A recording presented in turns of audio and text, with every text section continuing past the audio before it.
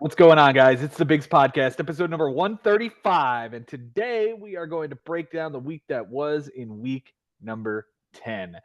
With me this afternoon, as always, from right down the hallway, my best friend and my roommate, the commissioner and a three-time champion he is, Ben Nisman. Benny, how you feeling this afternoon, my friend? Feeling great. How could I not? We've talked about it. There's something about this season, Joe, that just feels different. And other managers have been discussing it as well. We are in the middle of a very, very special season. And this week was no exception, especially on Sundays, and we'll get into all of it. But the comebacks, the upsets, the back and forth matchups, it's just been incredible all across the entire league. And it's been incredible. I can't say anything else but thank you so much to you and everyone for just making something that in 2005 I could not have imagined it getting to this point. We have a crap load to break down, so let's get right into it. Joe, please set the table. Lead us off, my friend. Let's get going, boys. It was an amazing Sunday this past week. It's been an amazing season so far, but this past Sunday was wild, and we will talk all about it here as we get going. We're going to start off with my matchup against Bryan Lebo here on this wonderful Monday. The matchup we had was very back and forth, and it finishes out 12-9 in my favor. On Sunday, Bryan had a 2-run advantage, and I flipped that. Doubles were tied, and Bryan took that. Bryan had a 20-tick batting average advantage, and I took that by 4.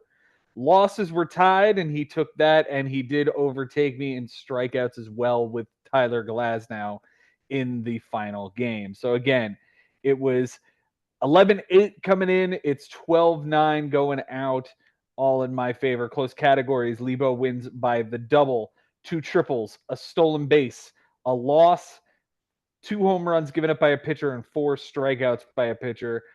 I win by 2 runs, 4 strikeouts by a batter, 4 ticks on the batting average, 1 inning pitched, 2 wins, 2 saves, 2 walks by a pitcher, 3 relief appearances, and we didn't tie in anything. Holy crap, that was really, really close. Like the whole thing was really, really close. Yeah, yeah. For my Extremely bench this week, special. I was going to say that just Mhm. this is only 5 categories actually changing in some way. And that seems like a lot. That's how many but that's basically about average. That hails in comparison to some of these other matchups we're gonna have to break down on what happened on Sunday. Oh yeah. Oh yeah. For my bench this week, Benjamin, I go a nice 3 for 10. All right, 300. Thank you, Joe. You're very welcome. With a run, a double, a triple, an RBI, a steal, a walk, and 3 strikeouts, the double and the steal both count. Would have been much better to get those into the lineup, but one of them was an off the bench walk and stolen base, so I can't really be too mad about that. I used all 10 ads this week, my friend, and it was a lot of relief pitching. It was Colton Cowser, 1 for 4 with a double and an RBI for Nick Martinez, Connor Norby 0 for 3 with 2 strikeouts for Brandon Marsh, and Drew Smith for a clean relief appearance. Added Johnny Brito for a clean relief appearance. Dropped Jordan Montgomery for Greg Weissert, who was bad. Dropped Drew Smith for Sam Hentges, who was good. Dropped Victor Gonzalez for Byron Buxton, 2 for 4 with a strikeout. Dropped Connor Norby for Rob Refsnyder, 1 for 3. Dropped Greg Weissert for Jeff McNeil, 2 for 4 with a run scored. All right.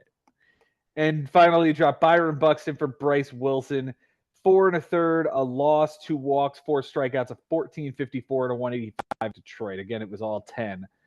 My MVP this week is going to be Anthony Santander, 296, 367 on base, 5 runs, 2 doubles, 4 homers, 6 RBIs, 3 walks, and 4 strikeouts.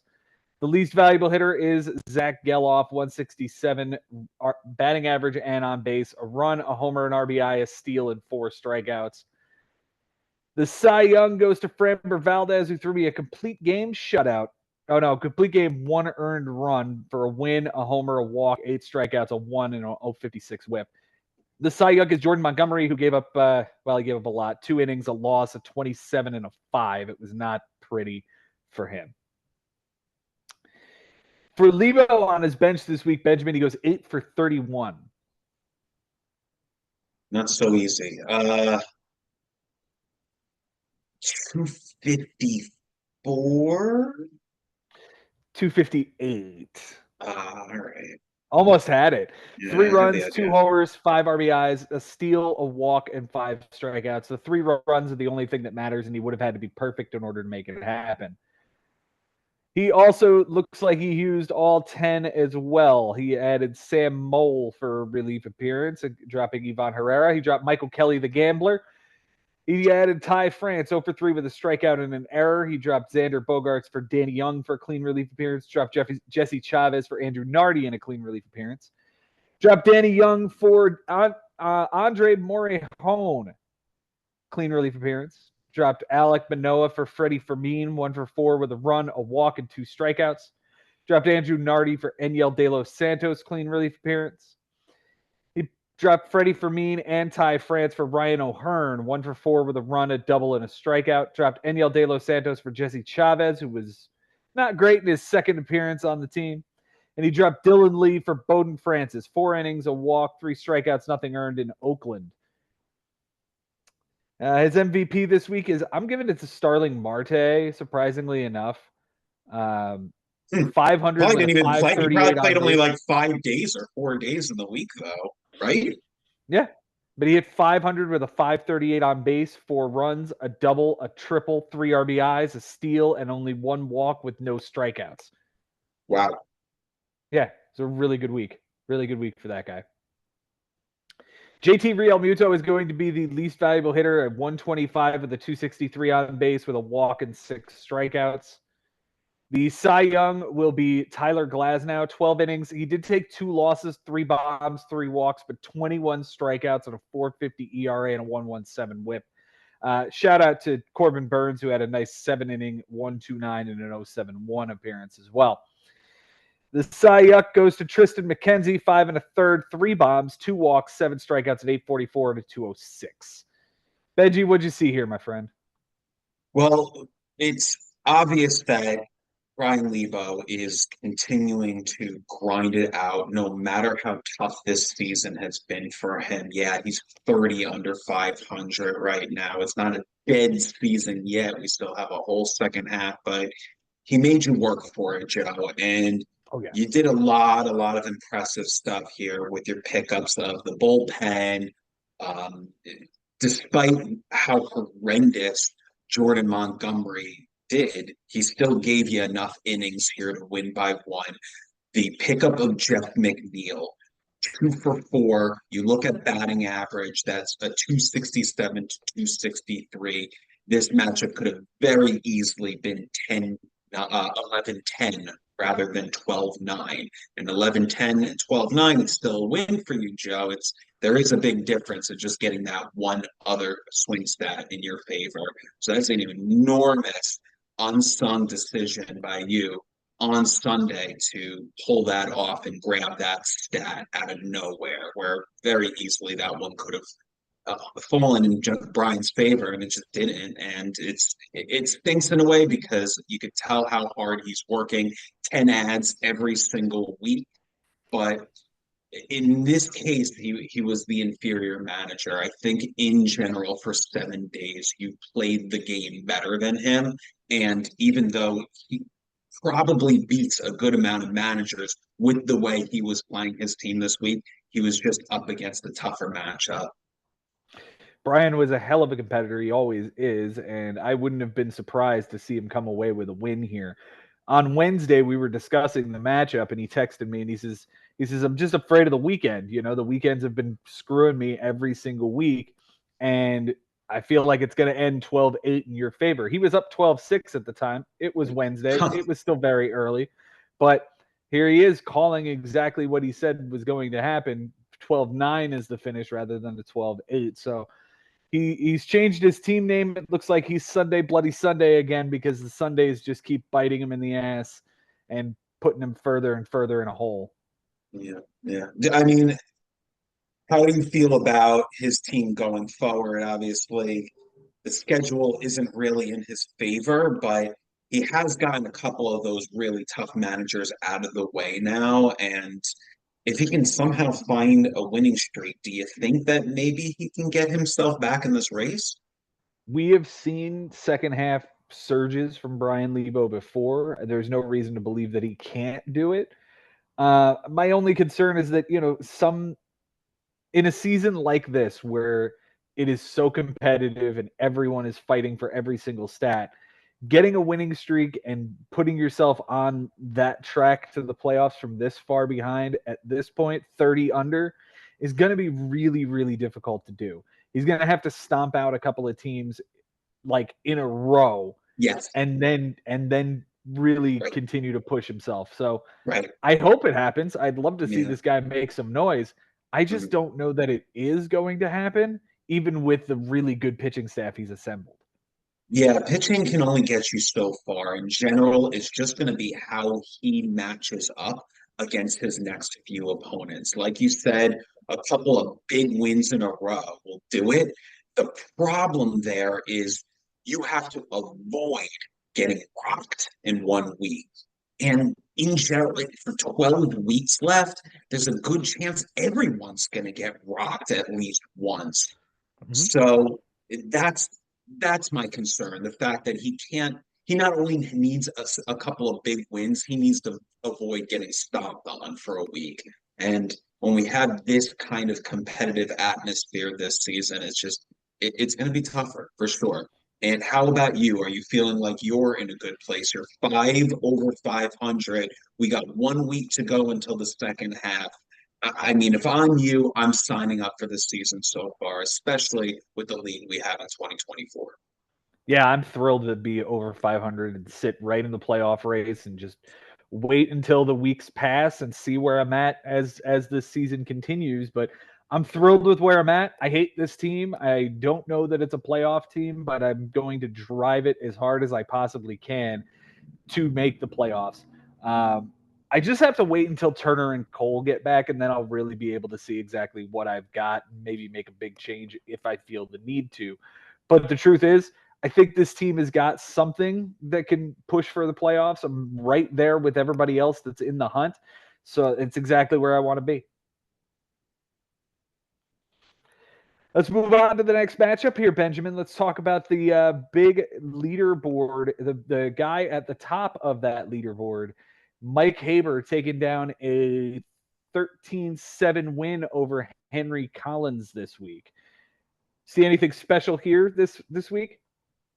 Um, Besides a big trade that went down, um, and of course, Mike Haber having one of the worst relievers to basically pitch all week. I believe it was Jalen Beats at a certain point, maybe on Wednesday, where I thought maybe that could help Henry out a little bit. Henry does end up winning ERA and WHIP in this matchup. He does win losses here, home runs given up. So maybe because of that horrendous performance by Beeks, um, that that helped Henry in some of these statistics, but in general, what I saw was just a better manager, the best manager in our league right now, hands down. No one can argue with it. Mike Haber is the single best manager in our league, and he's just no matter what his players are doing, no matter what the matchup is, no matter how horrendous his ERA can be. In this case, it's a 6.66, a 264 average, which is very, very good and competable, but it's just, it's still at least kind of beatable. It just doesn't matter because no matter who he's matching up against, he's finding a way to get enough counting stats and finding a way to get a W. No doubt. No doubt. He continues to rattle off wins and continues to dominate the league as he and his brother open up a bigger lead on all of us. On Sunday, Mike led by one save, and Henry tied that. And home runs given up by a pitcher were tied, and Mike gave up 3, it looks like. So it comes in 14-6, goes out 13-7. Close categories this week. Mike wins by the triple, 2 home runs, 3 strikeouts by a batter, and 2 relief appearances. Henry wins by the stolen base and the error, and they tied in saves. For Mike on his bench this week, Benjamin, it is a 3 for 14.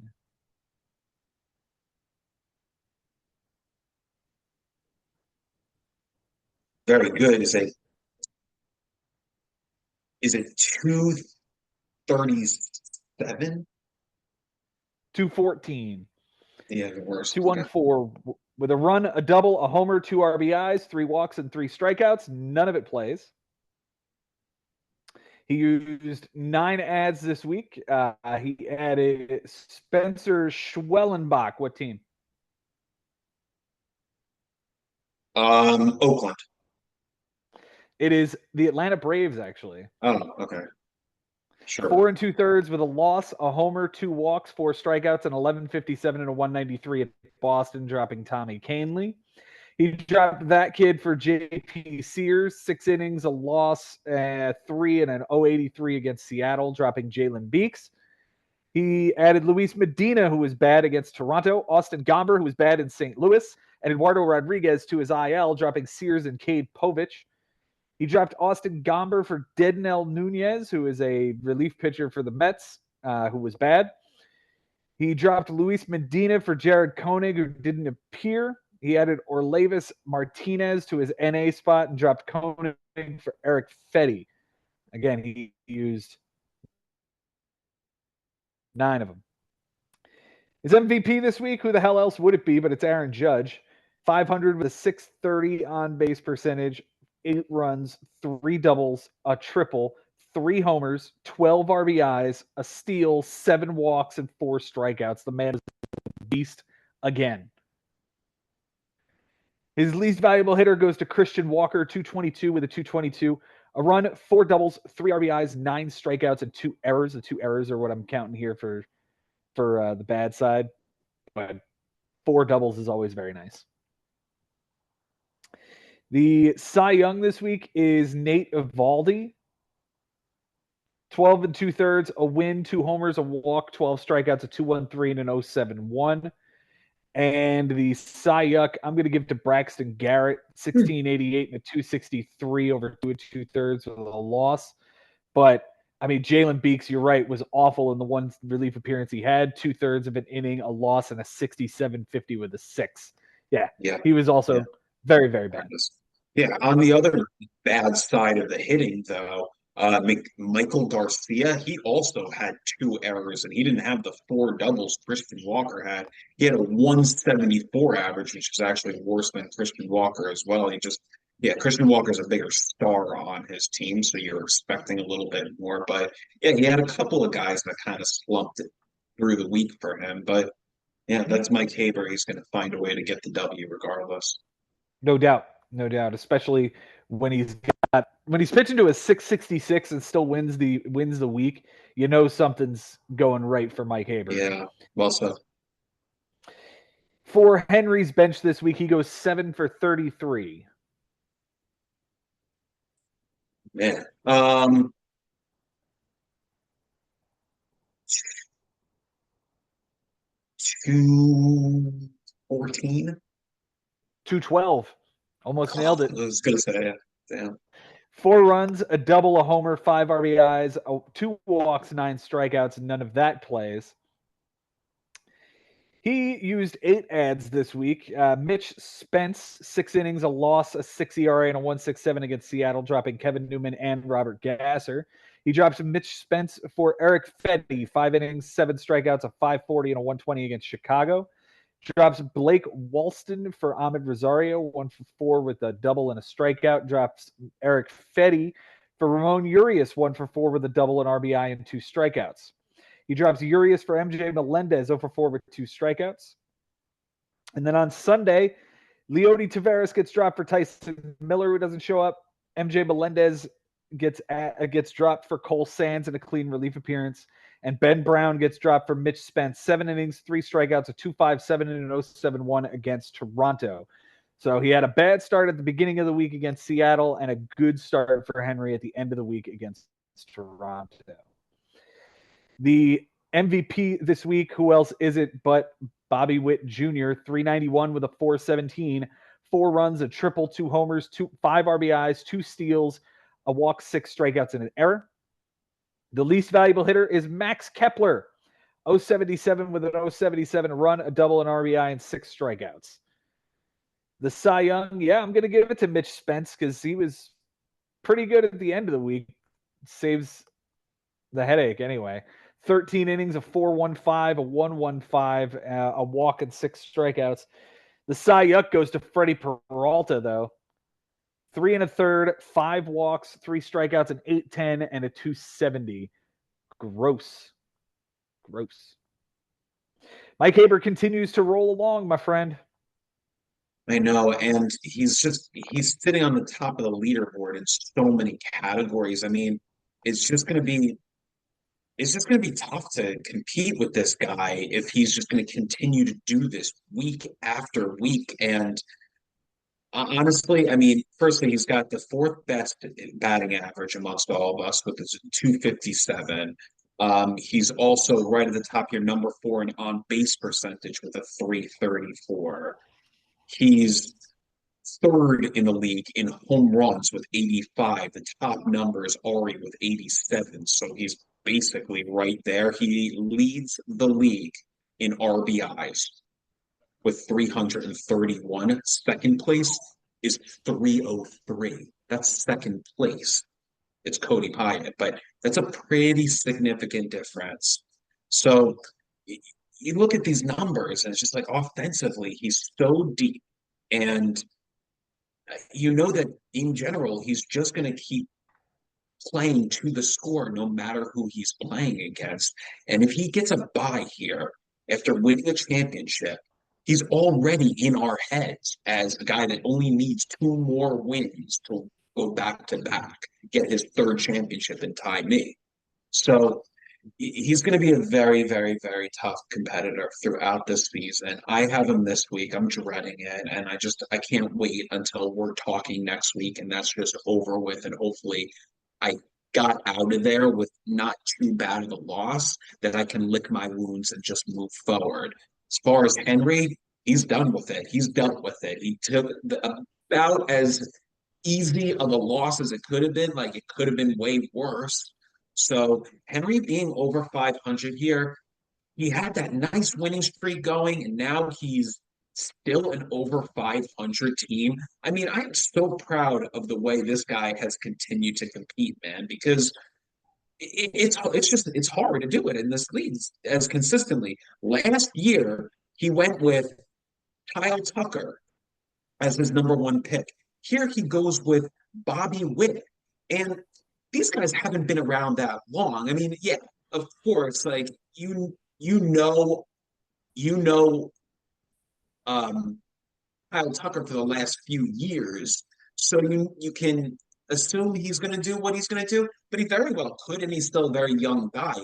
Bobby Witt had his explosion last year. I thought that was kind of a risk, the same way a Corbin Carroll would be, but it's seeming like a very, very solid 1st-round pick. And he put together a really nice team. He's focused now on his bullpen, and I think he feels like he's ready to go here for the second half. It's not going to be an easy schedule. He has you this week. No, sorry. He's got Bryan, Lebo, and then you, and then myself, just to get himself started. So that's 3 in a row that he's going to have to grind it out. But you got to be happy with what this guy is doing for his 2nd season, a playoff team last year. I mean, he's right in the thick of it. 3 over 500. I'd sign up for that if I was him. No doubt. Bobby Witt. And the real surprise is Jurickson Profar, the pickup off the waiver wire that he got from you. And the guy has been absolutely tearing the cover off the ball most of the season. Anthony Rizzo, another nice pickup along the way. Elias Diaz, a really strong catcher there. So, yeah, there's been quite a few nice pieces here. The rotation Peralta, Eflin, Luis Heel, Zach Gallen. It's a really nice rotation when all is healthy and running on all cylinders. So I'm interested to see if he's able to keep it going. The offense does concern me a little bit beyond Profar and Witt. There's not another big bopper that scares me on this Yeah, team. yeah, I can understand that. And those guys could slump. Bobby Sure. Witt could go through a slump. A Profar could go through a slump. Especially this Profar, like you said, that's like a kind of a surprise guy. So if he goes into the tank for a little bit and doesn't hit for a while, I wouldn't be stunned. Right. Rizzo's a guy that's very streaky. Elias Diaz is very new, so we don't know what to expect. So you're absolutely right, man. Like if everything on this team can find itself going at the same time, he'll be in good shape. But if the rotation isn't moving on all cylinders, like you suggested, you're right. Like you could see this team hit a skid, but he feels confident. He's been making trades all season long, and this is the group that he's basically assembled to go to war with. And I hope he's happy with it. It could certainly compete with the way he manages. He's really impressed me as far as his day-to-day actions. No doubt. No doubt. He's really taken a step forward this year and really put himself in the middle of this hunt. I'm excited to see it. Somebody's hearts are going to get broken this year, and I worry that it might be Henry's this year after the great season we saw last year and him making the playoffs. So we shall see. I really look forward to seeing how well he does this year and the remaining weeks. Let's jump over to the next matchup here, Benjamin. It is Jimmy Dunlap taking on Josh Haber, and Josh gets himself a 12-8 victory here. 12-8 is the final, as it was 10-10 coming in. So quite a big Sunday move here. Triples were in fact tied, and it looks like Josh got one of those. On Stolen Sunday, yeah. bases, Jimmy had a 1 stolen base lead, and Josh got that. Jimmy had a 7-tick lead in on base percentage, and Josh got that one. So there's your 3 categories that changed to make it 12-8 from 10-10. Close categories this week. Jimmy wins nothing really all that close. Maybe the 4 runs and the 3 doubles, but that's about it. Josh wins by the triple. 5 ticks on the on base percentage. A win, 2 saves, and 10 ticks on the whip. They tied in stolen bases. For Josh on his bench this week, he goes 12 for 35. It was so close. 338. 343. 7 runs, 3 doubles, a homer, 3 RBIs, a steal, 2 walks, and 7 strikeouts. The 7 runs play, he lost that by 4. The 3 doubles he would have had to be perfect, but the steal is the one that really sticks out. It was on Sunday. He left yet another one on the bench. His moves this week, he used all 10. He drops Tyrone Taylor for Brendan Rodgers, 2 for 4 with 2 runs, a double, a homer, and an RBI. Drops Caleb Ferguson for Donovan Solano over 4. Drops Solano for Nick Senzel over 4. Drops Brendan Rodgers for Pedro Avila. 3 innings, a save, 2 walks, 6 strikeouts, an 0.67 whip, and a relief appearance on Saturday. So he gets a 3-inning save on Saturday from a guy that he picked up like on Tuesday. Drops Nick Senzel for Justin Turner, 2 for 3 with a run and a walk. Drops Joe apply for Andre Palante, which was a waste. Drops Patrick Bailey for Ivan Herrera, 0 for 4 with an error.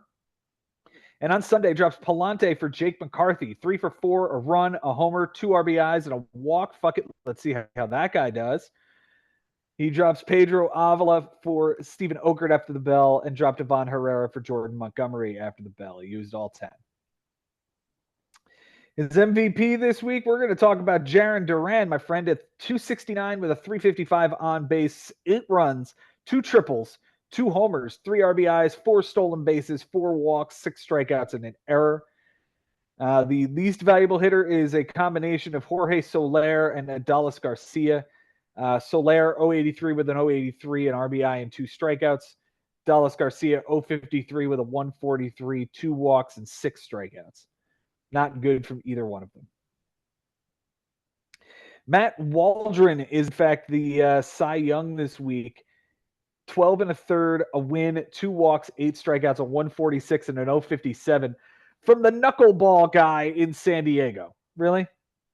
Yeah, I know. I had this guy for a minute in week one just to get some innings out of him, maybe a win or some strikeouts. I don't recall what was needed, but yeah, he's been like one of those guys where he's somewhat durable. So he's on a pretty strong offensive club in San Diego. I wonder if Josh holds on to this guy a little bit longer because he used him for the 2 starts. Yeah, maybe. Who he's not hanging on to is Bryan Bayo, 4 2/3, a loss, a homer, 3 walks, 2 strikeouts, a 964, and a 257 whip. He was not good at all.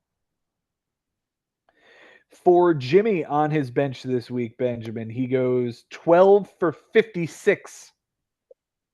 Both of these guys almost made it so easy on me. There's absolutely no way I'm going to spend the time simplifying. I'm just going to do the best I can here, Joe. Mm-hmm.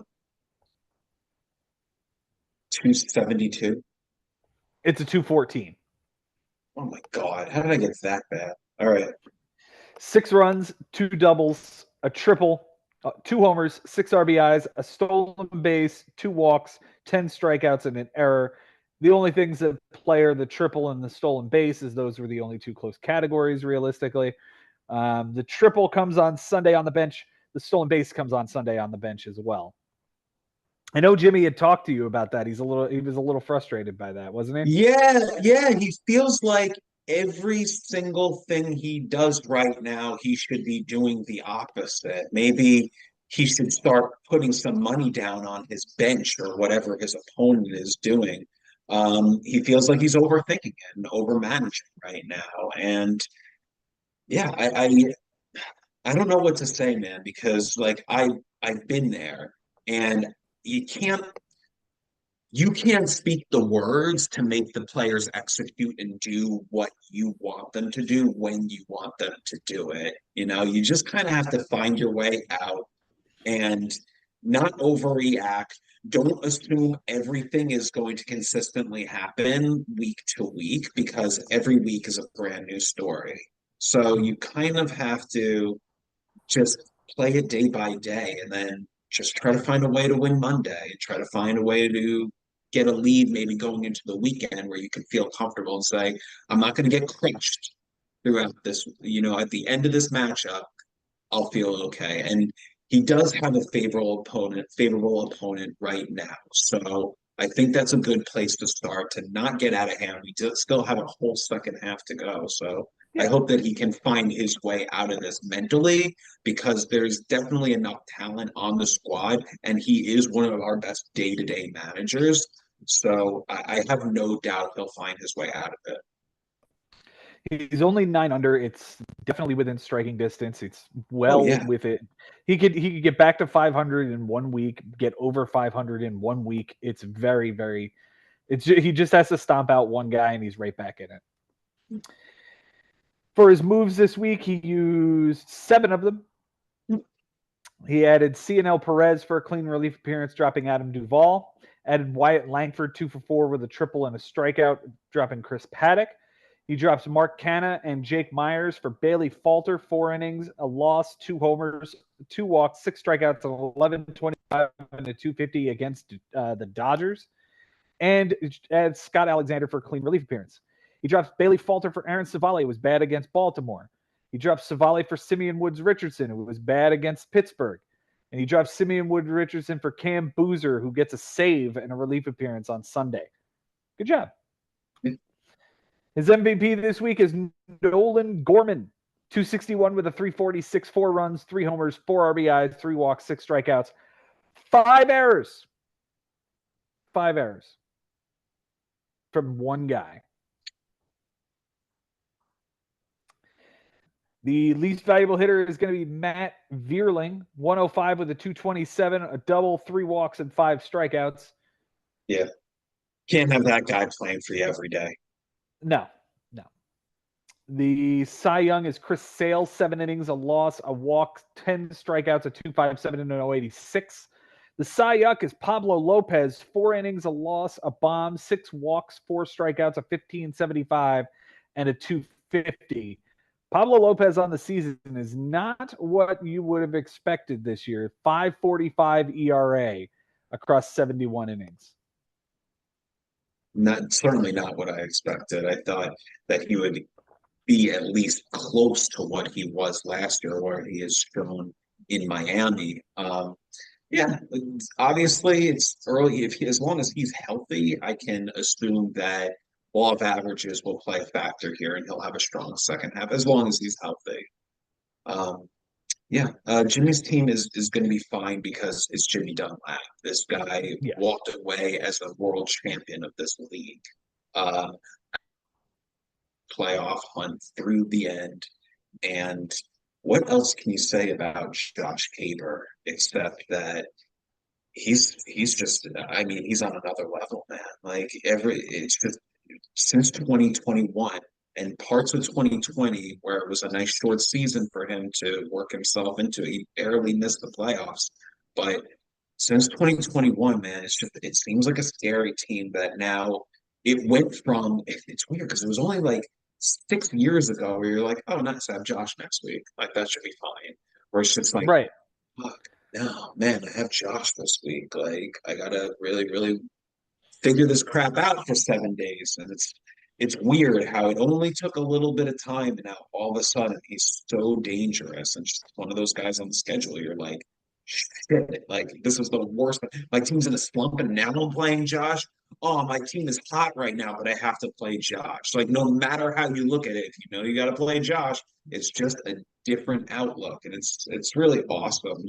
It continues to show the development of great managers in our league. And the depth that this creates the minute he became a competitive manager again, it just added another team to that laundry list of guys who can make the playoffs, run deep, and win a championship in this league. Congratulations, Josh! Another great week for you, and I can't wait to see this dominance of the Haber brothers continue this year. I'm so excited, and yet at the same time, I'm like, I don't want to have to face these guys in the playoffs. I really don't want to. I don't want to see, I don't want to see either of them, but fact remains like it's going to run through the Haber household to win a championship this year. Yeah.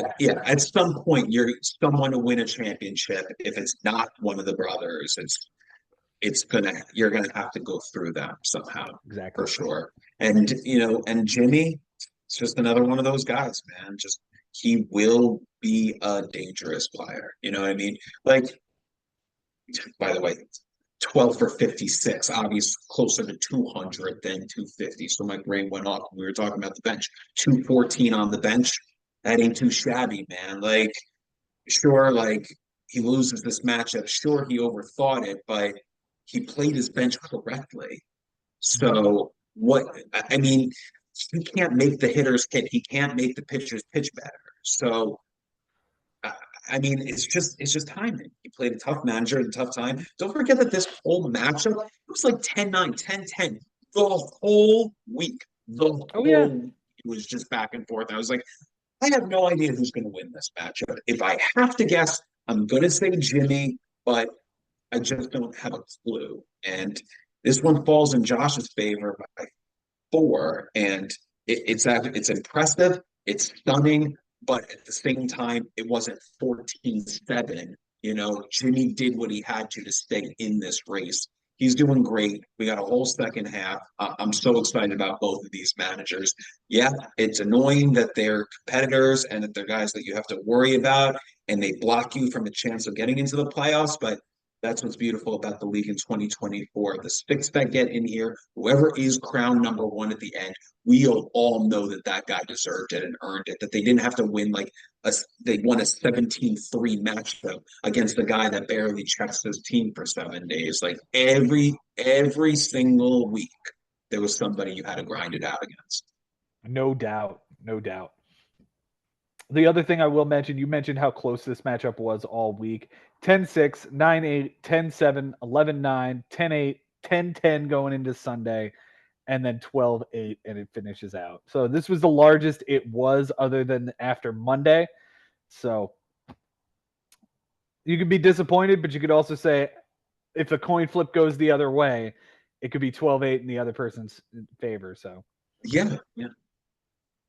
all right, let's move on to the final matchup of this episode and then get Jason in here for part 2. But let's jump over to Frank taking a 13-5 loss to Ari Nisman. Ben, this is one of those matchups where I am shocked, and yet at the same time, I probably shouldn't be because Ari is the guy that Frank just can't seem to beat. I think shocked is the perfect word to describe our feelings on this matchup because I would have thought that this would have been the one that Frank finally gets over the hump against this particular manager. Ari has been managing horrendously this season. In general, I would say this might be, and we've always talked about how Ari manages his team. I would say, based on the fact that we've even lowered it from 12 to 10 ads, which should benefit those less active managers, the fact that it is more competitive this season, I would say this might be the worst I've ever seen him manage for the first 9 weeks, for the first 10, if you will. But yeah, I thought this was going to be the one. Frank had been on a bad losing streak, and it's like, okay, this is one that I feel like Frank, with the amount that he pays attention to this league, for the amount of times that he's looking at the phone and seeing a score that doesn't even matter on Tuesday or Wednesday, and just seeing those things switch and doing it even when he can't control what's happening anymore because all the players are playing and he can't switch anything out. So you'd think that this was the one. You'd think that Frank would get over the hump. He'd get that bugaboo that out of there. He'd get that monkey off of his back. And it's Ari Nisman that just beats Frank every single season. I mean, he has a better record against Frank than you do, Joe. I mean, Yeah. it's just the way the bigs goes, and it's what's beautiful about this league that, and we'll get into it with part 2 of the upsets and the things that you're just like, I cannot believe this actually just happened. But this was one of them, man. And Frank got to somehow grab a couple of categories very, very late in this matchup. In the final game, he's able to tie runs. He's able to overtake doubles with the magic of his first pick, Shohei Ohtani, in the Sunday night game. This could have been actually worse. His season could have been dead. Sort of. He has a pulse here. He's still around. He's in last place right now. And Yeah. this is something, man, I just did not expect. He was 33 over 500 last year. He missed the playoffs by a stat and a half. I was feeling like this manager was somebody that I was going to have to sweat and deal with and have to battle with all season long. And like, God, if Frank gets this playoff spot and I don't, I'll tip my cap. He's really reached that next level. But alas, sadly, his season is almost in the toilet here, Joe. Yeah, it is. And it's a real disappointment. I'm really disheartened is a good word for it here. I'm disheartened that Frank is having the bad season that he is. Let's talk about Sunday, Benji. On Sunday, you talked about it. Ari had a 2-run advantage. Frank did tie that up. Ari had a 1 triple advantage. Frank got the Sunday triple. Frank was ahead by 5 walks given up by a pitcher, and he lost that. And strikeouts were tied, and Frank did not get that. Ari was able to take that from him as well. It was 13-6 coming in. It's 13-5 going out. Close categories. Ari wins by 2 home runs, a stolen base, a loss, and a strikeout by a pitcher. Frank wins by the double, and they tied in runs, triples, and walks by a pitcher.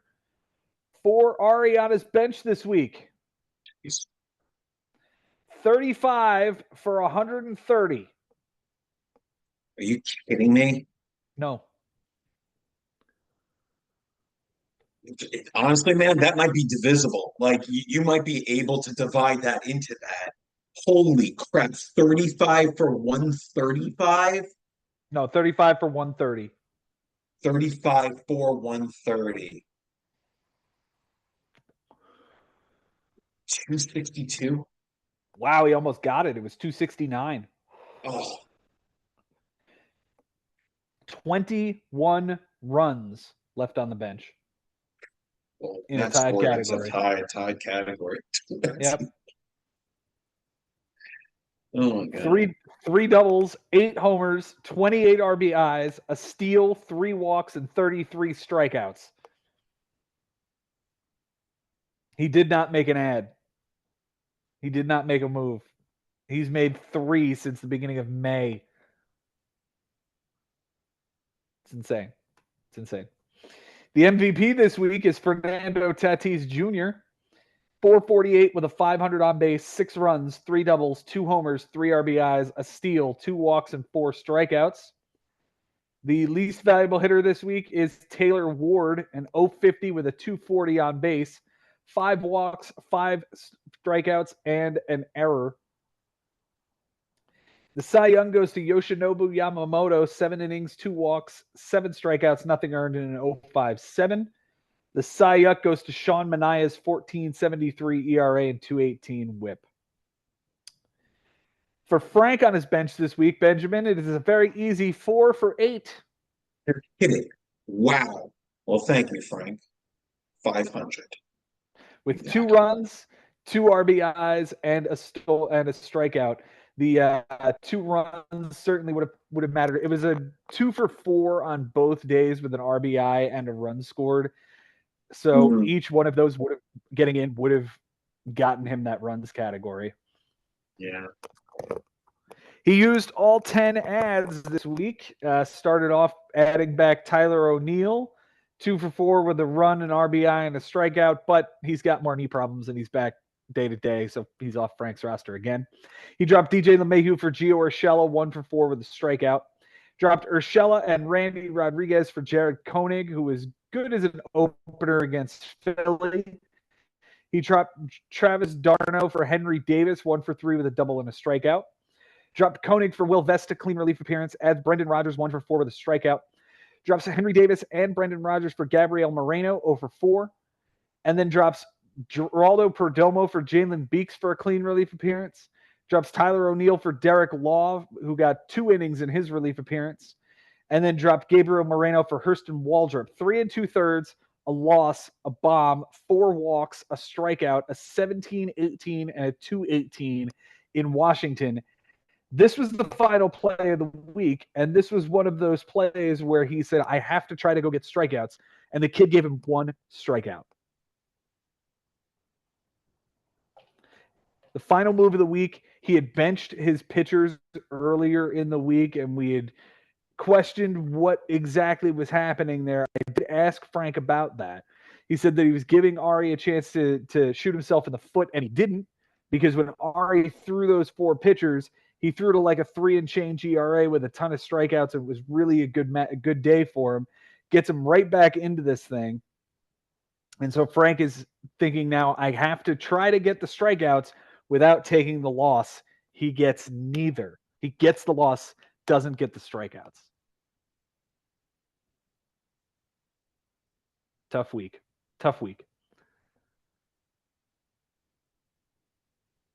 Where you at The with MVPs? Oh yeah, I guess I should do that, huh? Yeah, that's why there was that silence. I was kind of waiting for you to jump in. That's okay. Well, Marcus Semien will be his MVP this week. Semien had a good week. 300 with a 440, 6 runs, 2 homers, 3 RBIs, a steal, 4 walks, and 2 strikeouts. The least valuable hitter is Ryan McMahon, 080 with a 115 on base percentage, 2 runs, a double, a walk, and 12 strikeouts.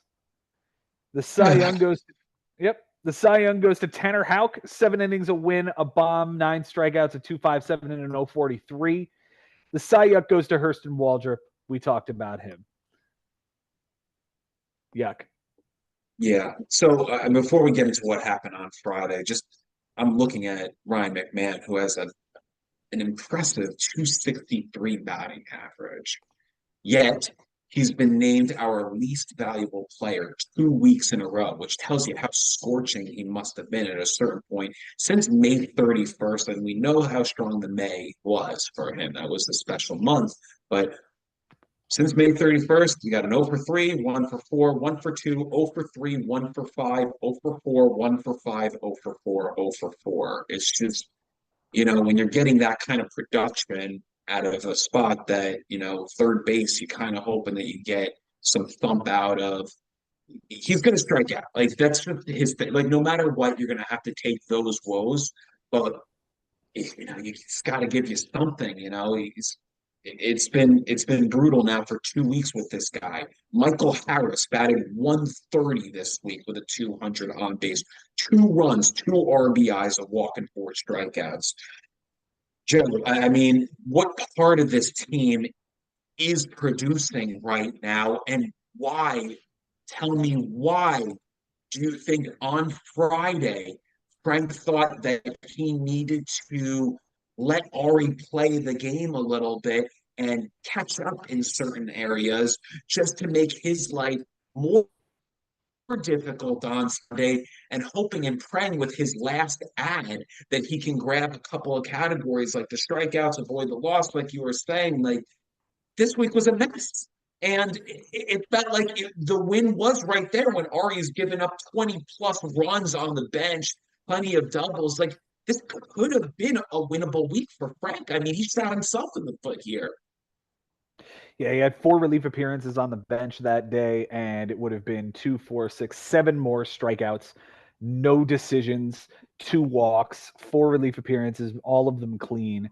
It would have been a really good day for him, and it would have made life just that much easier that you're not relying on a rookie in his MLB debut against Washington.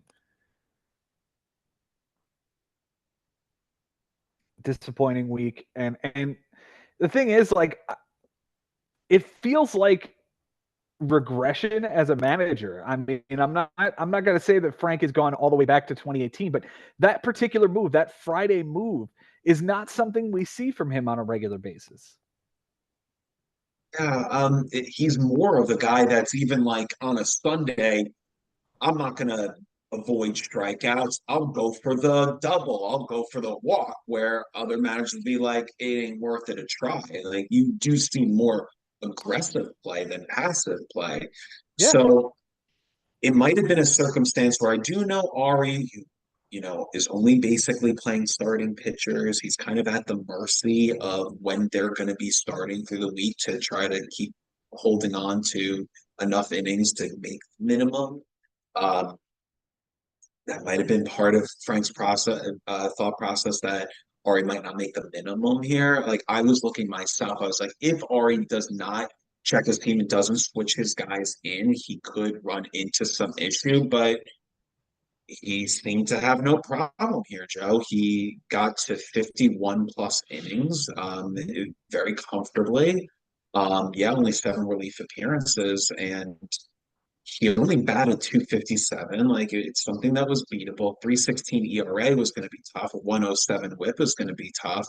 Frank Mhm. already knows that he can't compete with anybody in saves this season. So, what of it? What was the deal with this on Friday? Why do you think Frank decided to go in this direction? Because that, to me, has become the storyline of this week. Even more so the fact, like, oh, he never beats Ari, blah blah blah. Like, Friday, not benching, not starting his guys, like, that's something that's so uncharacteristic. And like you said, like, arguably, like, this shows regression. Like, this season so far, everything going on, the hell is going on, man?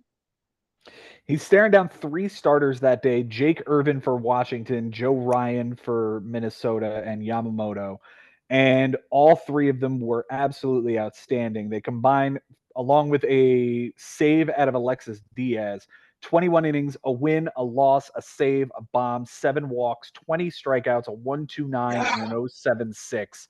That's the day Frank just basically said, go ahead, throw your guys, and we'll see what happens. And this is Mm, what happened. yeah, I've been there on the hitting side, when I'm like, I dare you to bat 330. Like, I dare you to have a 360 on base percentage. Mm-hmm. It's easier of a bluff, or I dare you to do this and see if you can catch up with hitting, because hitting fails more of the time. Mm-hmm. Pitching succeeds more of the time. I would never ever try this. Like I would never think to challenge someone and see how they pitch first. I don't care if it's Patrick Corbin and you or me as the fifth starter that day. I personally would not feel like taking that risk. Just play it out because, and we'll get into my matchup with Jason later, but you might not lose innings. You might not lose strikeouts. You might not lose all those counting stats, if you just keep playing. So this was just astonishing, man. And Frank, whose season is, like I said, almost in the toilet here, he's staring down an ugly losing streak. It's one, two, three, four, five, six in a row. Six in a Oof. row after winning three of his first four. 5, 13, 5, 14, 4, 14, 6, 11, 9, 11, 8, and now 13, 5. It's a lot of ground to cover. It's a long season. It's a whole second half where he could just go bananas and start beating up on guys. But he's got Jimmy and then Cody, Adam, and then Jay Ferraro. That's his next four. This could be his season right now. It is his season right now. He needs to dig out right now, and there's no two ways about it. Like this has to be the month where you start digging out. It has to be the next 4 weeks. Otherwise, you're out of time. And you're out of time before the All-Star break. Yeah. Benji, we're gonna do managers of the week next show with Jason. So I appreciate you being here with me, my friend.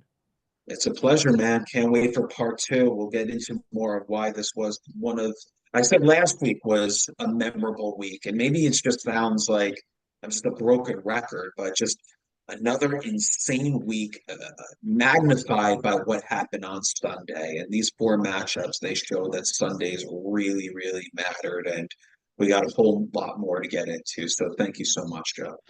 Anytime, my friend. And until next time, guys, thank you all for being a part of this league. We would have nothing to talk about if it wasn't for you guys. So, once again, thank you so much. Until next time, guys, it's been real, it's been fun, and it is always real fun in the bigs. We'll see you next time.